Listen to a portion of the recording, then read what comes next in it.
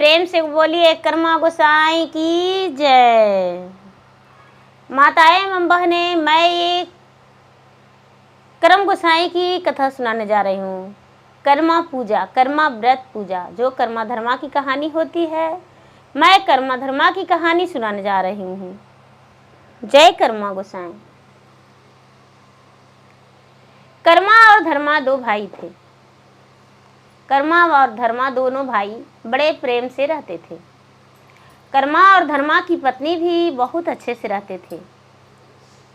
दोनों जो थे, दोनों बिजनेस करते थे और बिजनेस जो करते थे, बिजनेस में काफ़ी दिन तक इधर उधर रह जाते थे। धीरे धीरे समय व्यतीत हो रहा था। एक दिन का बात है कि भादो मास था और कर्म एकादशी का दिन था।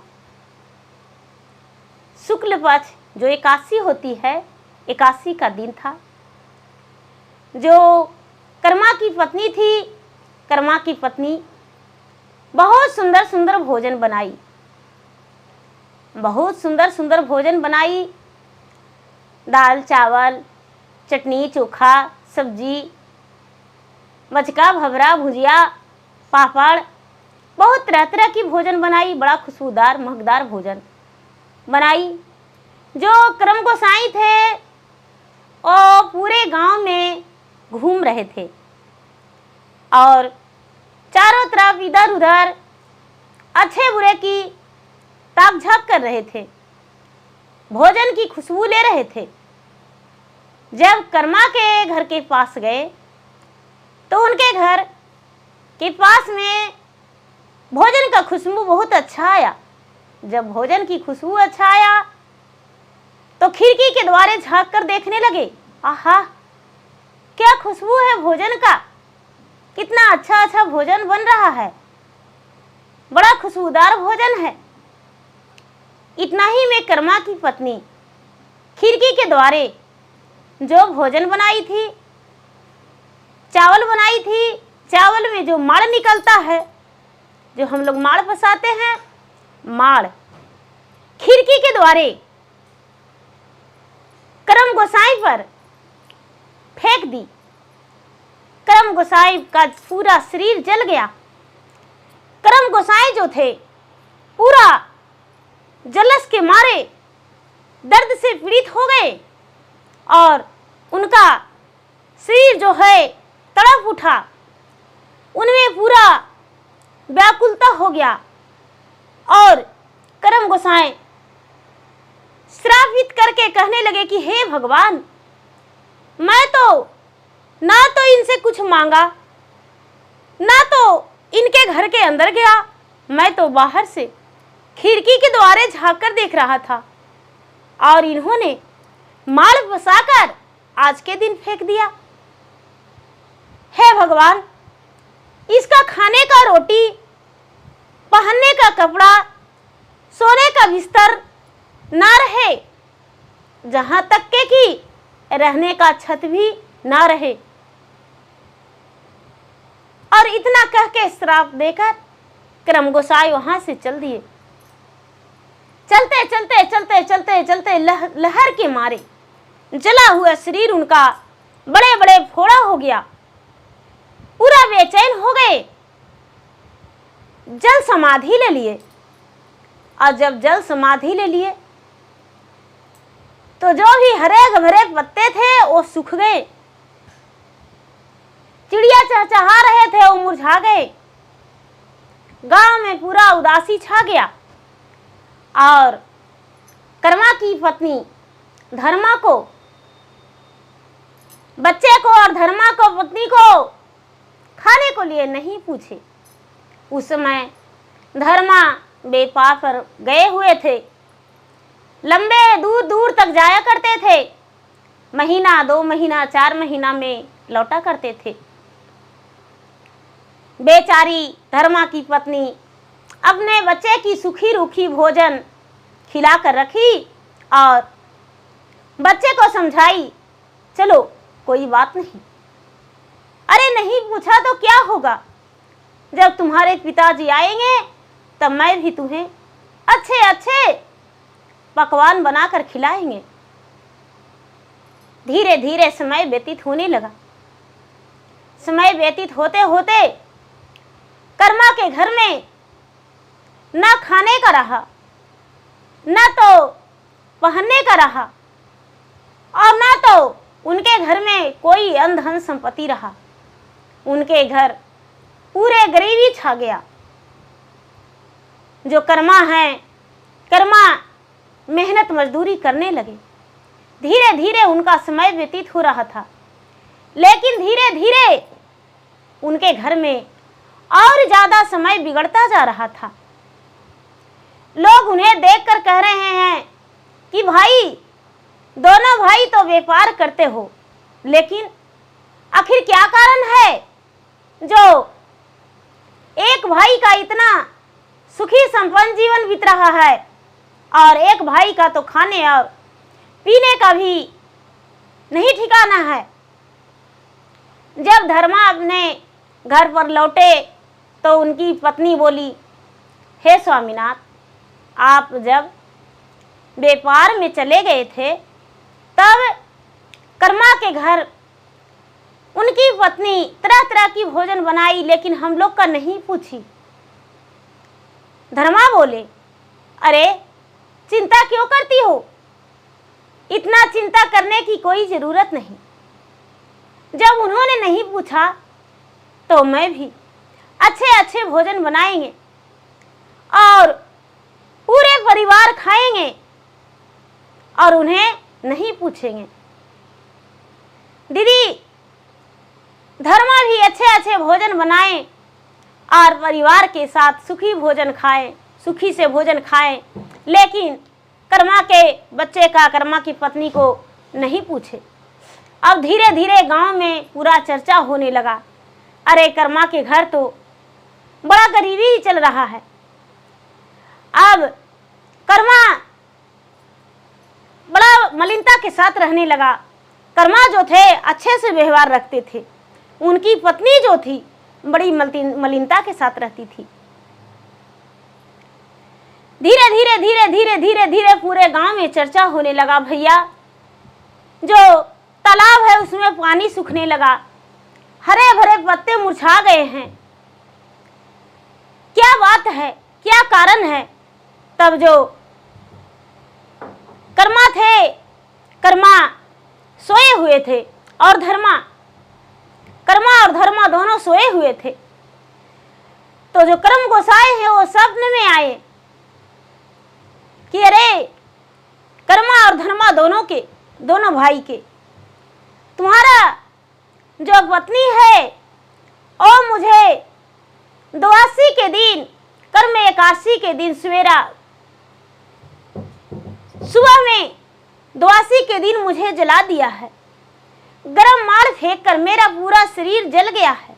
मैं जल समाधि ले लिया हूं और मैं तुझे श्राप दे दिया हूं।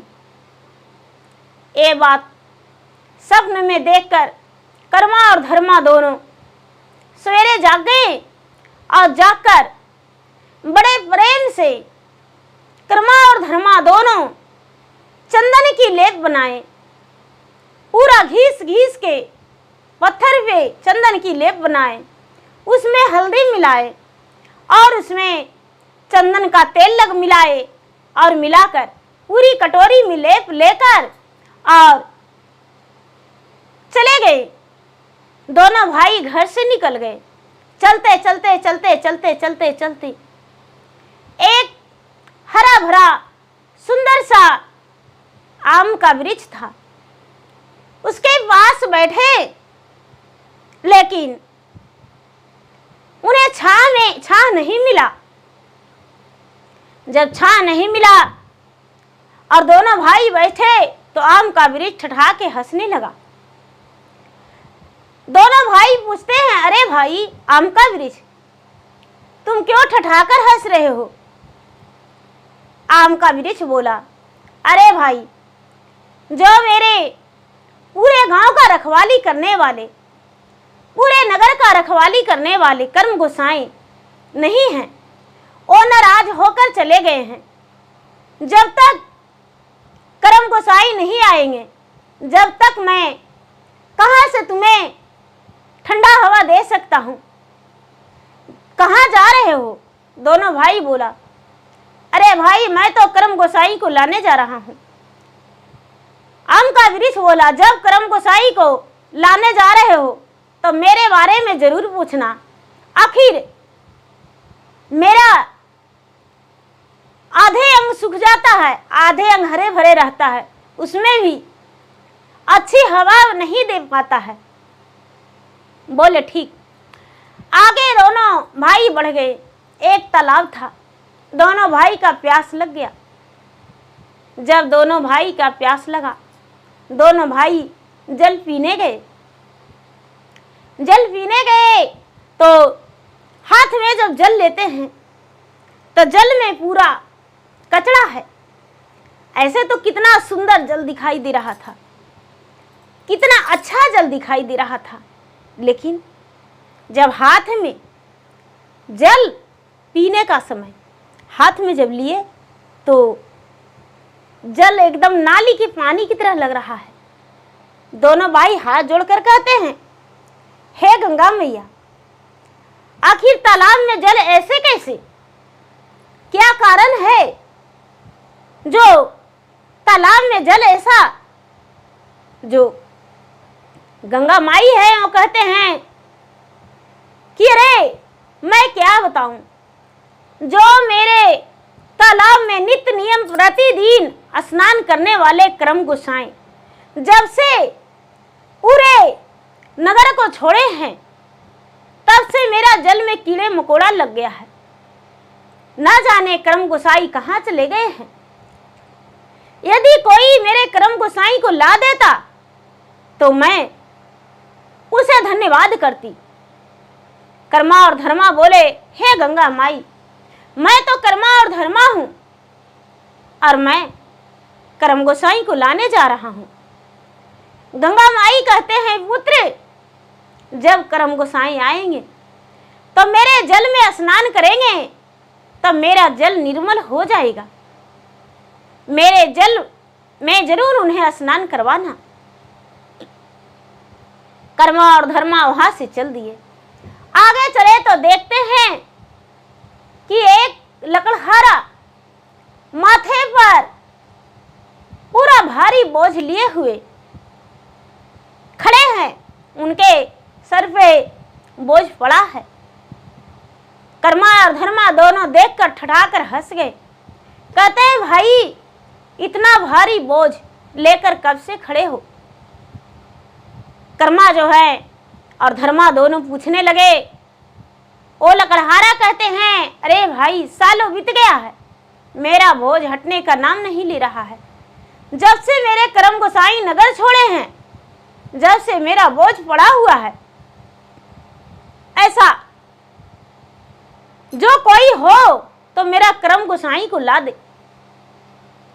कर्मा और धर्मा बोले, अरे लकड़हारा भाई, मैं कर्मा और धर्मा दो भाई हूं, लाने जा रहा हूं। कर्मा के पत्नी से गलती हुआ था और मैं उन्हें लाने जा रहा हूं। बोले कि भाई जब करम गोसाई आएंगे तो मेरा सिर का बोझ हल्का हो जाएगा। जब आगे बढ़े तो एक कन्याकुमारी थी, उनका उम्र काफी हो चुका था।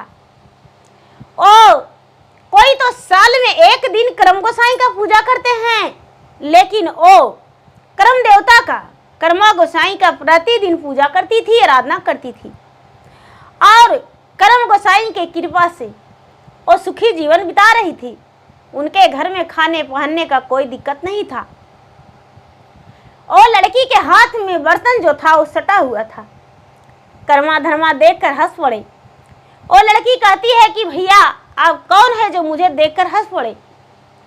मैं तो बर्तन धोती हूँ, 1 घंटा के बाद मेरा बर्तन छूटता है। ना जाने मेरे करम गोसाई कहाँ चले गए हैं।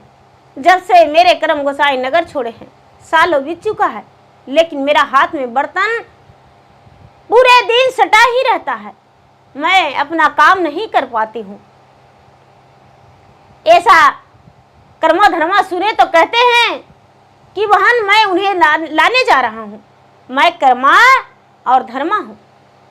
ये बात सुनकर वो लड़की हंस पड़ी और बोली कि मेरे पास मेरे कर्म गोसाई को जरूर लाइएगा। ऐसे भी कल का दिन कर्म एकादशी है और मैं व्रत रखने वाली हूँ। कर्मा और धर्मा दोनों चले गए। कर्मा और धर्मा चले गए दोनों। चलते चलते चलते चलते चलते चलते चलते चलते बहुत दूर चले गए तो एक बुढ़िया थी। बुढ़िया थी जो वो सर पे खटिया रखी थी और खटिया उसके चिपका हुआ था। पता न जाने कब से उसका खटिया चिपका हुआ था। कर्मा धर्मा देखकर ठठाकर हंस गए। बुढ़िया कहती है कि अरे बेटा कौन हो जो तुम हंस रहे हो ठठाकर? कर्मा और धर्मा कहते हैं मैं कर्मा धर्मा हूँ, लेकिन आपके सर के ऊपर एक खटिया क्यों चिपका हुआ है? बूढ़ी माता कहती है अरे बेटा, जब से कर्म गोसाई गए हैं, जब से मेरा सर पे खटिया चिपका हुआ है और ना जाने मेरे कर्म गोसाई कहाँ चले गए हैं और कब आएंगे, कब मेरा सर का खटिया हटेगा और मेरा आत्मा का शांति मिलेगा। कर्मा और धर्मा कहते हैं मैं ही कर्मा धर्मा हूँ और मैं लाने जा रहा हूँ कर्म गोसाई का। जो बुढ़िया थी वो बोली बेटा कर्म गोसाई को लाना तो मुझसे जरूर मिलवाना। दोनों भाई वहां से चल दिए। चलते चलते चलते चलते चलते चलते जहां समुद्र में जल समाधि कर्म गोसाई लिए थे वहां पर दोनों भाई पहुंच गए। जब समुद्र में पहुंचे तो जो कर्म गोसाई हैं वो पूरा आवाज दे रहे हैं, जल जो है पूरा उबल रहा है और तप रहे हैं वो जल के मारे। शरीर उनका पूरा एकदम जख्मी हालात था।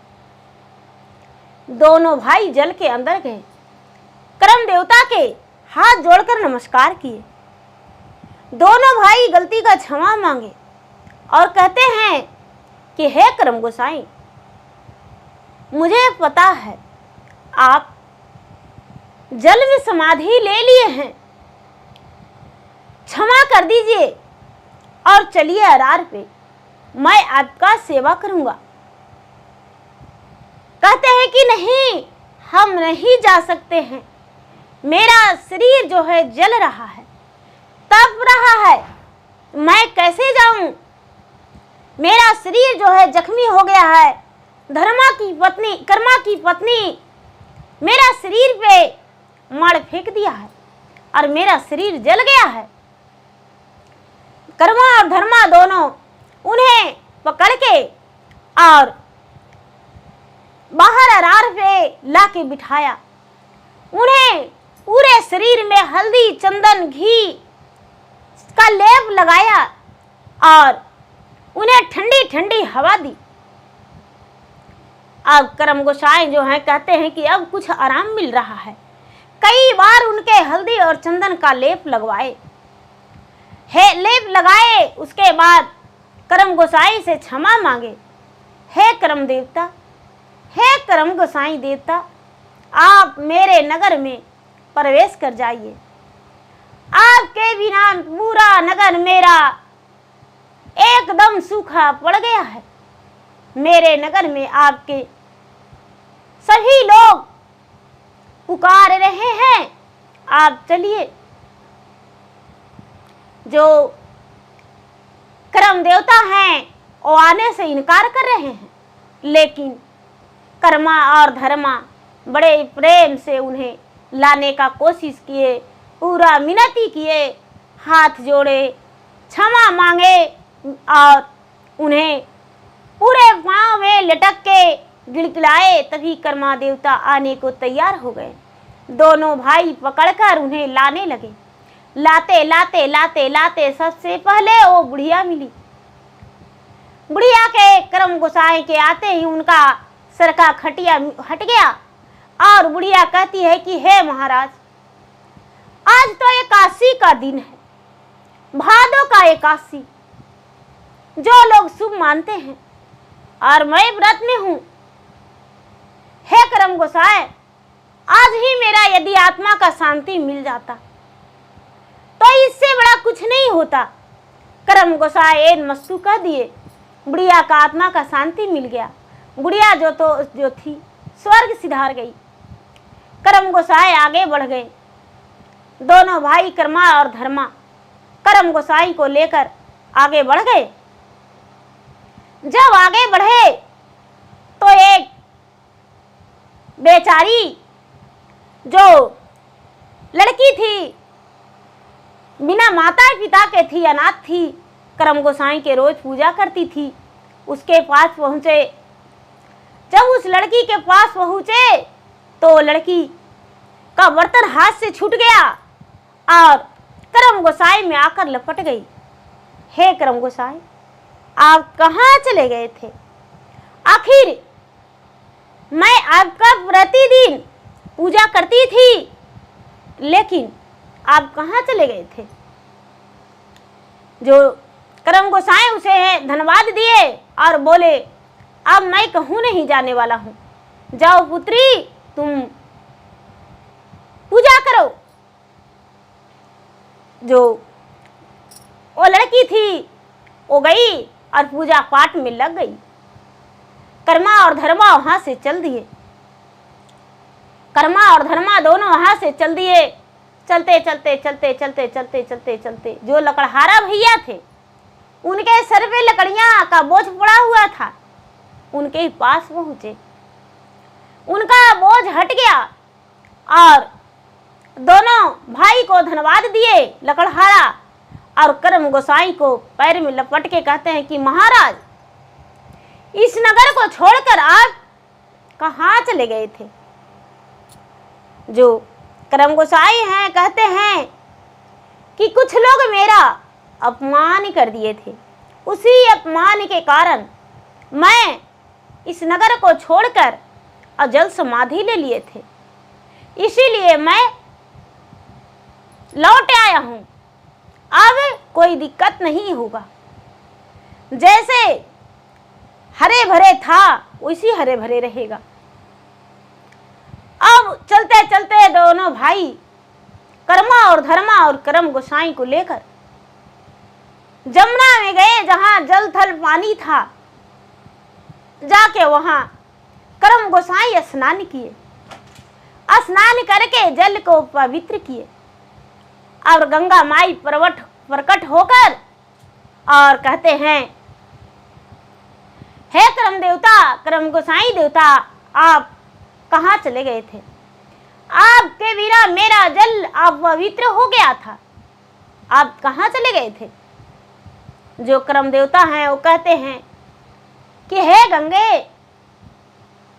आपके बिना तो संसार नहीं जीवित रह सकता है। आप तो कभी अपवित्र हो ही नहीं सकते हैं। आप अस्थाई रहेंगे और मैं इस जल में प्रतिदिन स्नान करने आएंगे, और मैं कर्मा के पत्नी के कारण ही नाराज होकर जल समाधि ले लिए थे। इतना करके वहां से स्नान ध्यान करके पूजा पाठ करके कर्मा और धर्मा करम गोसाई तीनों लौट गए। चलते चलते चलते चलते चलते चलते चलते चले गए कहाँ? आम वृक्ष के पास। जब आम वृक्ष के पास पहुंचे तो आम के पास बैठे। आम वृक्ष कहते हैं, हे कर्मा धर्मा, तुम्हारा जन्मों जन्मांतर तक नाम रहेगा, तुम्हारा नाम का लोग पूजा करेंगे, तुम्हारा नाम का लोग जाप करेंगे, और तुम्हारा नाम कभी लोग नहीं भूलेंगे। जब भादो दिन आएगा तो कर्मा के नाम से लोग सभी याद करेंगे और धर्मा के नाम से, और करम गोसाई का पूजा करेंगे। जो करम गोसाई हैं वो कहते हैं कि हे आम देवता, हे वृक्ष देवता, आप क्या सवाल करने वाले थे वो बताइए। आम का वृक्ष में से आवाज निकला, महाराज मेरा एक अंग क्यों सूखा पड़ जाता है और मेरा एक अंग हरा रहता है। कर्म गोसाई कहते हैं कि हे आम वृक्ष देवता, आपने कभी किसी को ठंडी हवा नहीं दिए, मीठा फल नहीं दिए, आपका जड़ से पात तक पूजा में लगता है, लेकिन आप वहां टहनियां तोड़ने नहीं देते हैं। इसीलिए आप एक हर वृक्ष की तरह आप रहिएगा, आपको लोग पूजन करेगा। इतना कह के और कर्मा गोसाई नगर में चले गए। जब नगर में चले गए तो सभी लोग वहां पर जुट गए। सभी लोग जुट गए तो कर्मा गोसाई जो हैं वो पूरे गांव में नगर में घूम घूम कर कहने लगे, भादो मास शुक्ल पक्ष एकादशी के दिन मेरा जो भी प्रतिमा बना के जो भी मेरा पूजन करेगा, मेरा उसका नैहर और ससुराल भर देंगे और हर सुखी जीवन उसको मिलेगा। संसार में उसका कोई कमी नहीं रहेगा, जीवन में कभी दुख नहीं होगा और उनका हर सुख मिलेगा। नैहर में भाई भतीजा, ससुराल में पूरा परिवार रहेगा। पूरा लोग जो थे कर्मा देवता के नाम से, कर्म गोसाई के नाम से सभी लोग कर्म देवता का प्रतिमा बनाए और प्रतिमा बना के पूजन किए। पूजा करके और कर्म देवता के से पूछते हैं कि महाराज प्रतिमा बना के पूजन तो कर लेंगे, लेकिन कैसे। कर्म गोसाई कहते हैं कि देखिए, खाली पूजा करने से कुछ नहीं होगा। पूजा करके अब कर्मा धर्मा का नाम का प्रचलित करना पड़ेगा। कर्मा धर्मा का कहानी भी सुनना पड़ेगा।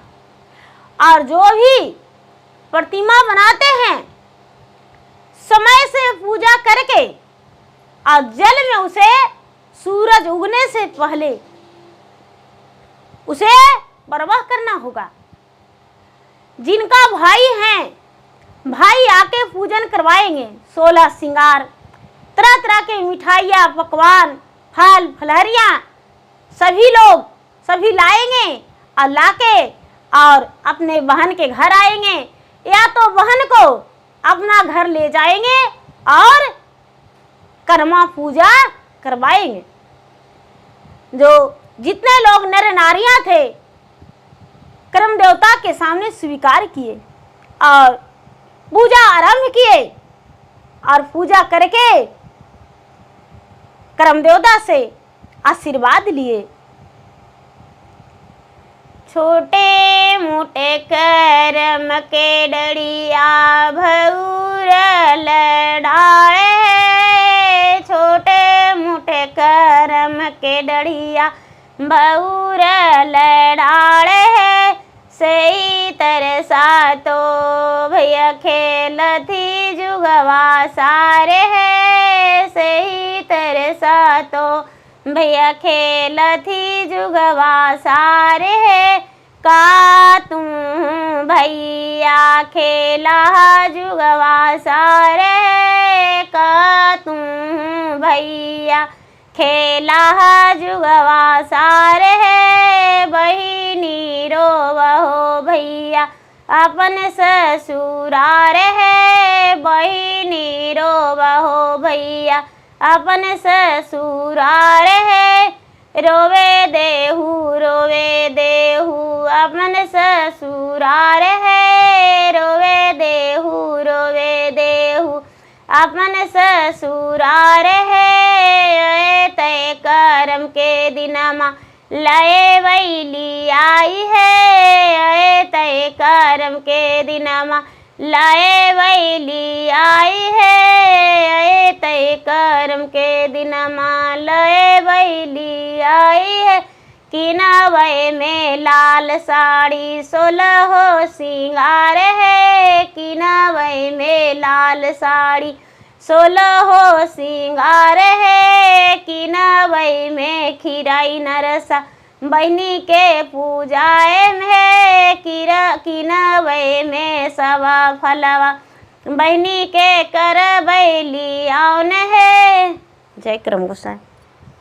गुरु भाई बहना, जो कर्मा व्रत है, छोटी छोटी लड़कियां इंतजार करती है कि कब कर्मा व्रत आएगा और हम लोग गा बजा के काशी बिलौंधन फूल सब इकट्ठा करेंगे और कर्मा व्रत करेंगे और सब सखी लोग गाएंगे, कथा कहानी कर्म देवता के सुनेंगे और पूरा झूमेंगे, नाचेंगे, कूदेंगे। जो कर्मा व्रत है, कर्मा व्रत करके और जो आप काशी झार लगाते हैं तो उसमें शरबत जरूरी डालना चाहिए कर्म देवता के लिए। कर्म गोसाई के नाम से और कर्मा धर्मा के नाम से शरबत जरूरी डालना चाहिए। जो कर्मडाल है उसमें शरबत देना चाहिए, झार में शरबत देना चाहिए।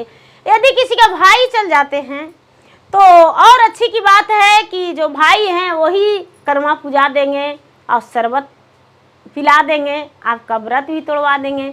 जो कहते हैं कि कर्म अपना अपना, कर्मा जो है कर्मा व्रत करम करम करम विचार, करम लेके पसली झार, अपन करम भैया के धर्म झार में फहरावे ही।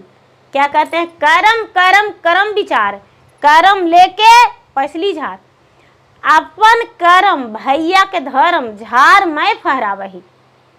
धर्म भाई का निभाना है, कर्म अपना अपना है। जो कर्मा व्रत है वो अपना लिए लोग करते हैं, अपना शरीर के सुख शांति के लिए, अपना शरीर के अच्छाई के लिए, लेकिन धर्म भाई का निभाना पड़ता है। तो देखिए माताएं एवं बहनें, मेरा कहानी यदि अच्छा लगा हो तो मेरा कहानी का लाइक करें, शेयर करें।